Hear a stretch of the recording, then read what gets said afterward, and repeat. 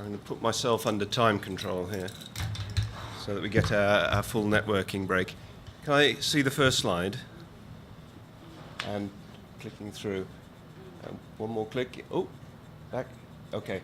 That's the what I referred to yesterday as the first part of the discussion that we had about collecting strategies. What I want to try to do today is to give a more systematic review of collecting strategies, principally using the UK as an example and referring to other countries, and then finishing with the strong example of Brazil and drawing some examples from that. So on the next page, if you could click right the way down, it'll save me time if we go down to institutes. That's it. Whoops, stop. Institutes. This dovetails very nicely with the presentation that André gave us just now. What you see here is an absolute plethora of collecting institutions in the United Kingdom, and some of which will be very familiar to people in other countries, and some of which are uniquely and weirdly British. So the principal collecting agencies in the United Kingdom are the National Libraries, plural, and that's the British Library, the National Library of Scotland, the National Library of Wales, and the National Library of Ireland. I'm talking about the British Isles here. And then when I refer to the other copyright libraries, the British Copyright Act of 1911 identified 6 libraries which had an entitlement to a copy of every book that's published, and those 6 are the National Libraries of Wales, Scotland and the British Library, together with the University of Cambridge Library, the Bodleian Library, and very strangely Trinity College Dublin, which I think is the only example of a copyright deposit library which is not in the country where the books pertain to. So because it was not, Dublin was in Britain in 1911, the law has never been changed. Every book published in Britain, the Trinity College Dublin gets a free copy. What has followed from that is that those have become the principal collecting institutions in the UK for literary manuscripts. They've been followed by the Oxford and Cambridge colleges with our very strange collegiate system for our 2 oldest universities. Almost every college at Oxford and Cambridge has got some sort of collection of literary manuscripts of its alumni, which leaves me putting university libraries in 4th place in this particular listing. I know that in some other countries, notably the United States, and we've heard from André again that this also applies in the Netherlands, the university libraries take absolutely the 1st place.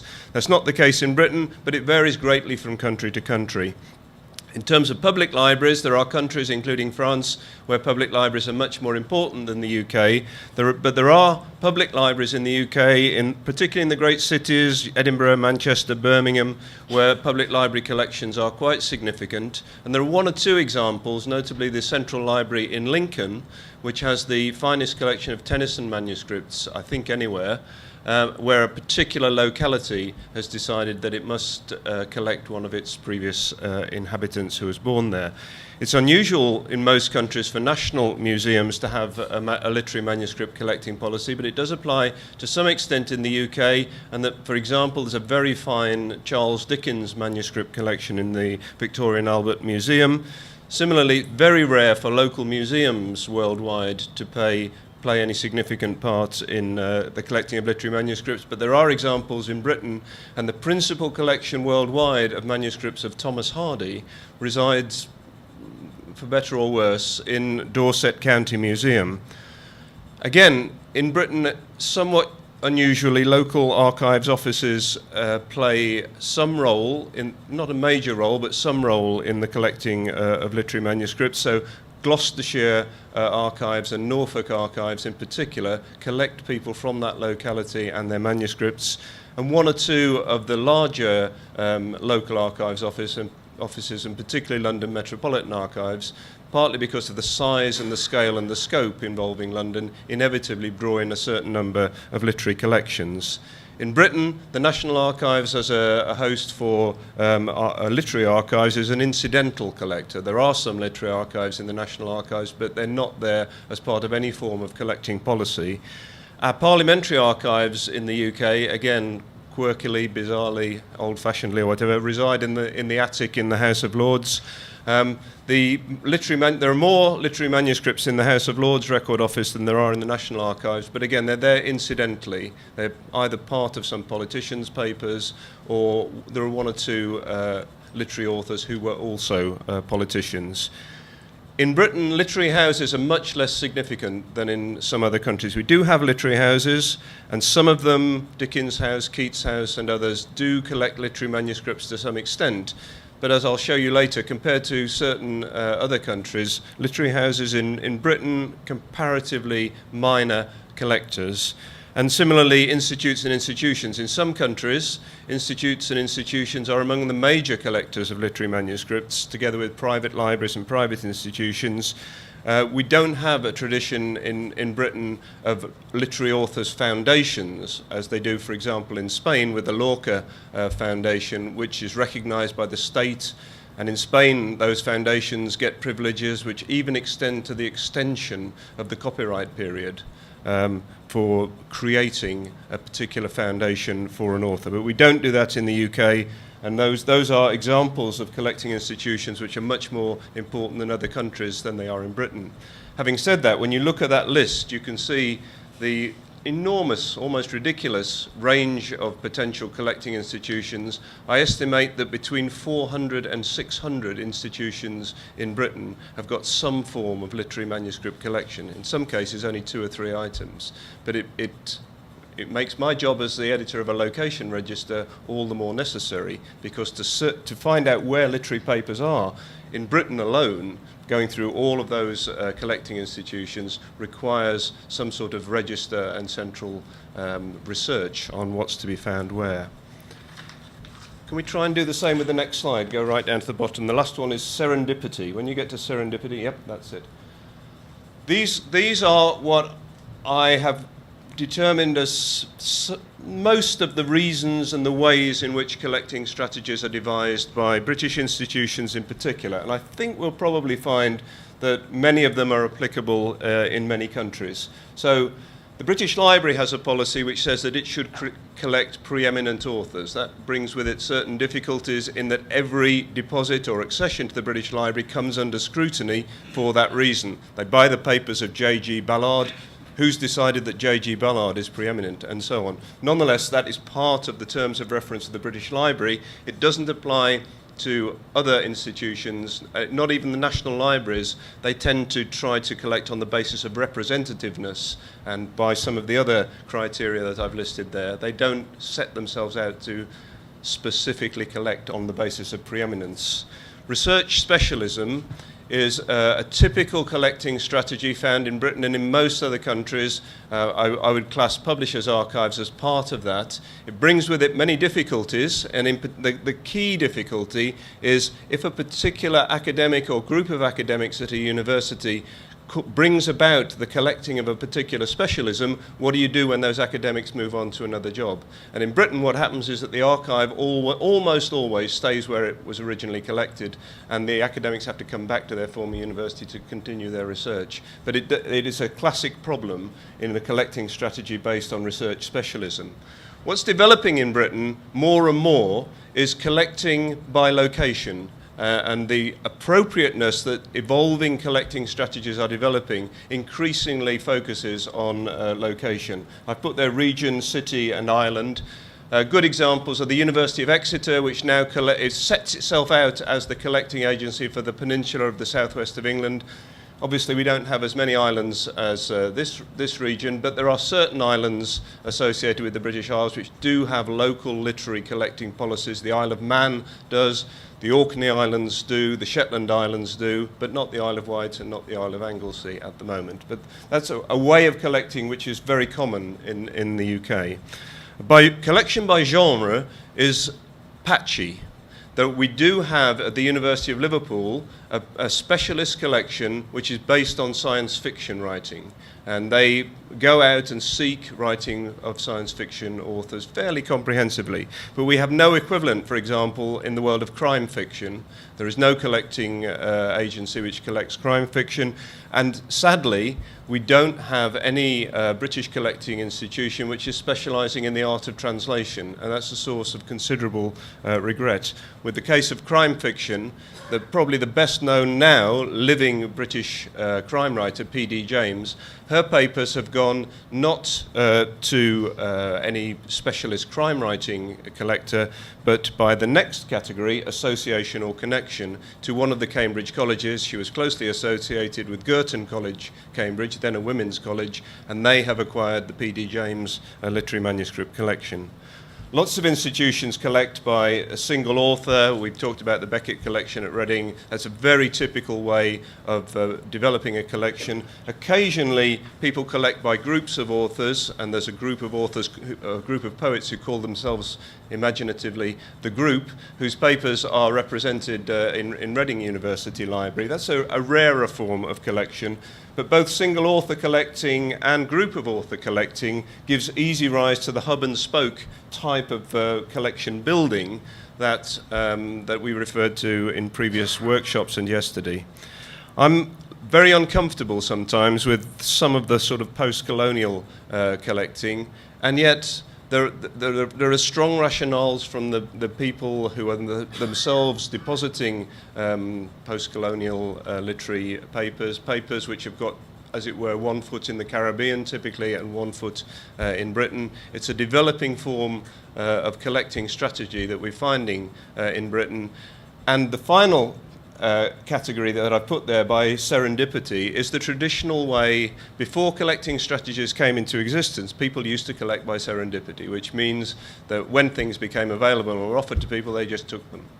What we're trying to do in the various groups in which I'm involved in Britain is to move away from collecting by serendipity to collecting by theme, by genre, by location, by some sort of rationale, hub and spoke, so that each institution should have its own collecting policy. They can talk to each other, they can cooperate with each other, and as Kevin and others have identified, we set ourselves the objective of trying to work out which is the best place for any particular collection to belong to.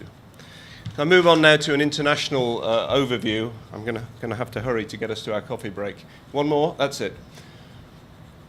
2 years ago, I published for the first time a suggestion that in the context of diasporic literary archives, there aren't actually that many transnational collecting countries. And by that I mean countries whose institutions systematically and purposively go out to look for the manuscripts and other artifacts of people from other countries and cultures. And I've now, about 4 times in conferences and in publications, suggested that there are probably only 4 countries which very actively engage in this sort of activity. And the 4 countries I've identified there, the USA, the UK, Canada and France, are the 4 principal transnational collecting countries. There are examples. There are Austrian authors whose papers are in Germany, although it's a very sensitive and delicate area there, this German language thought. And I'd be interested to know, probably not in discussion afterwards, but if anybody really thinks that there's another transnational country that I haven't mentioned there, transnational collecting country, then I'd be interested to hear about it. Can we move to the next slide and similarly click right the way down? One more, that's it. What that focus of the 4 transnational collecting countries means is that there are certain languages which are less attractive to collection than others. And in particular, an example that came into play a couple of years ago was when the papers of José Saramago, one of the truly great writers of the 20th century, potentially became available. And what's happened to those papers is that they have actually passed into a foundation in Lisbon without competition. And I believe that the reason why that happened is that there's comparatively little interest in Portuguese language literary manuscripts in the collecting countries, which makes a distinction between Portuguese language and Spanish, Italian, and particularly English language collecting. Similarly with Orhan Pamuk, who wonderfully created a museum of his own manuscripts in Istanbul 2 years ago, which self-referentially came back to his own book about the Museum of Manuscripts. Pamuk's manuscripts do exist in other countries because he was famously, still is, famously participative in translations of his works, especially into English and French. So there are Pamuk manuscripts in English language in the University of Manchester, and I think there are some Pamuk French language manuscripts probably in the EMEC as well. But generally speaking, comparatively little interest in the Turkish language manuscripts that he produces. Elfriede Jelinek, the Austrian author, her papers are progressively arriving at the University of Vienna. And again, there wasn't any particular market in those papers. German language papers are collected occasionally, and we saw the example of Kafka papers going to Oxford, but they're not one of the big marketing languages. And the way that the Jelinek papers progressively arrive at the University of Vienna is somewhat similar to the description that we had yesterday of the way that the Margaret Atwood papers find their way into the University of Toronto, so crate by crate every 3 or 4 years. I don't know anything at all about Swedish literature or Hungarian literature, but it's my belief that there isn't any significant international market in those either. So what I'm saying is that the language in which literary manuscripts are to be found is a very key determining factor in the extent to which they are diasporic. Can we look at my last slide? All in one. These are the principal collecting institutions of manuscripts in Brazil. There's 13 listed on that slide, and you can see immediately, no matter how good your Portuguese is, you can see that they're very different from the institutions that I identified as the principal British collecting institutions. So acervo means collection. So the first one there, Mineiros, refers to a particular part of Brazil. So you have a regional repository, you have the main Academy of Brazilian Letters, you have a number, Fundação Casa means the foundation of the house, so a number of institutions there which either collect a single author or a group of authors through the foundation. And the one about sitting in the middle there, the Fundação Casa de Rui Barbosa, is an enormous collection of dozens and dozens of Brazilian authors, all brought together in a single location in Rio de Janeiro. So, and you notice what appears to be the absence of university collections here. It's not quite true because, for example, USP there, some of these institutes are based in universities. USP is the University of Sao Paulo, and Unicamp is another university campus. But it's a very different pattern of collecting institutions to that which we're probably, most of us here, more familiar with. Now, what we find is that firstly, there's virtually no market in Brazilian literary manuscripts worldwide. And secondly, the Brazilians themselves have been enormously active in preserving their own literary heritage.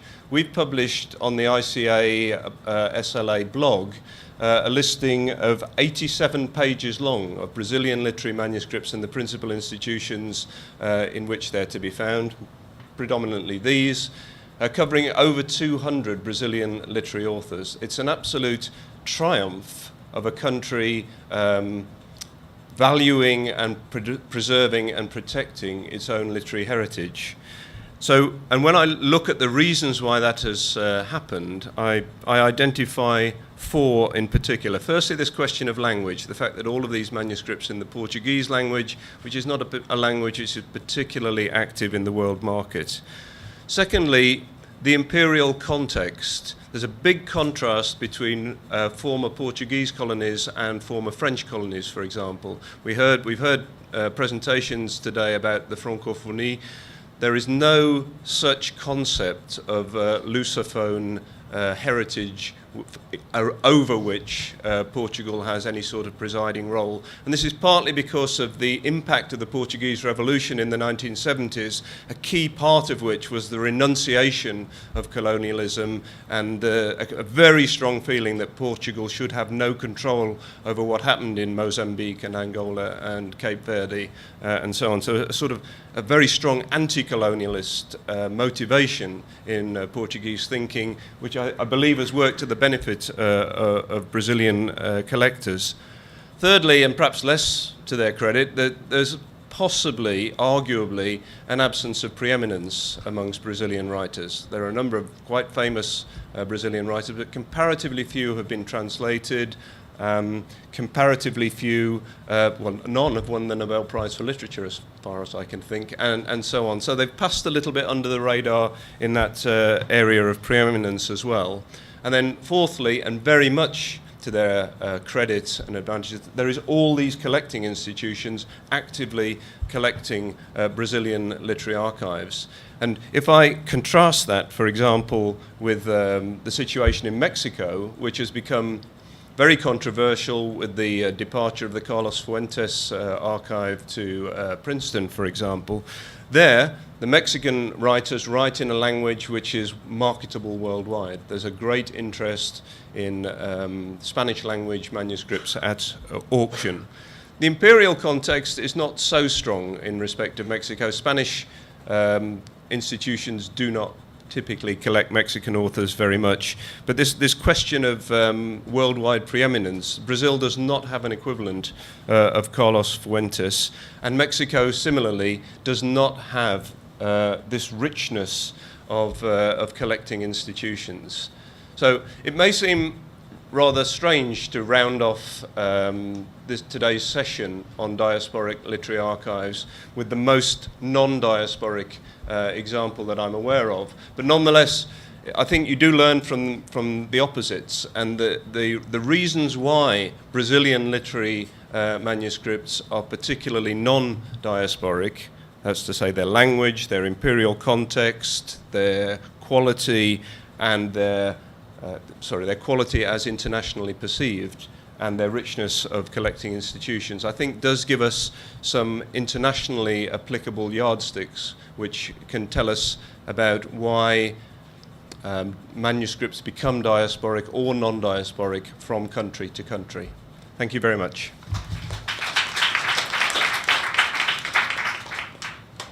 David, thank you very much. Before I ask you to join me in thanking the 5 speakers that we've had in this session, can I thank you all for your attention? It's been a very long session, and while I regret very much we haven't had time to pick up on all of the wonderful discussion points that have been raised, there is still plenty of opportunity for business and pleasure in this workshop, even though we are drawing towards the end. And I hope that there will still be time today and possibly tomorrow for you to have private discussions, private conversations with the various speakers. We are at about 5 to 4. Can I ask that we reconvene at 20 past, because we have an important presentation from Heather Dean anticipating the 5th and final workshop at the Beinecke in October. The buses are timed to leave at 5 o'clock, so we've left Heather the half hour that she was originally allotted, and I hope that you'll be able to stay to hear what she's got to say and what she and her Beinecke colleagues have got in store for us in October. But can I now ask you to join me in thanking all of our speakers in this afternoon's session for all of their fantastic talks.